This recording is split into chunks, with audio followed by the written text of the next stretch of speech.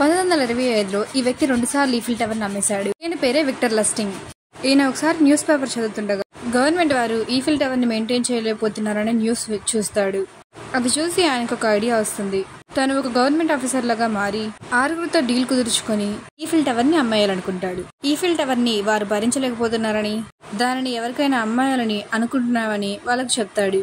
వారికి ఈఫిల్ టవర్ని కూర్చున్న నకిలీ డాక్యుమెంట్స్ ఇచ్చి వాళ్ళని ఈఫిల్ టవర్ చుట్టూ తిప్పుతాడు.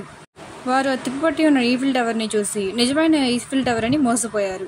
దీనిలో ఆండ్రీ పోషన్ అనే వ్యక్తి చాలా ఇంట్రెస్ట్ చూపించాడు. $1 మిలియన్ ఇచ్చి ఈఫిల్ టవర్ని కొనుక్కుంటాడు. తర్వాత తను చూడగా అది నిజమైన ఈఫిల్ టవర్ కాదని తెలుస్తుంది. అదంతా పెద్ద స్కామ్ అని తెలుసుకుంటాడు. కానీ ఆయన ఎటువంటి కేసు వేయలేదు. ఎందుకంటే జనాలు తనని మూర్ఖుడు అనుకుంటారేమో అని కేసు కూడా వేయలేదు. నేను ఈఫిల్ టవర్ కొనే అంత మూర్ఖుడినా అని ఆలోచించుకొని బాధపడతాడు. ఇది జరిగిన నెల తర్వాత మళ్ళీ అతను ఈఫిల్ టవర్ని అమ్మేస్తాడు. ఆ వ్యక్తి మాత్రం కేసు ఫైల్ చేస్తాడు. కానీ ఆ లోపలే తను పారిపోతాడు. ఈయనకున్న తెలివిని చూస్తే వామ్మో అనిపిస్తుంది కదా.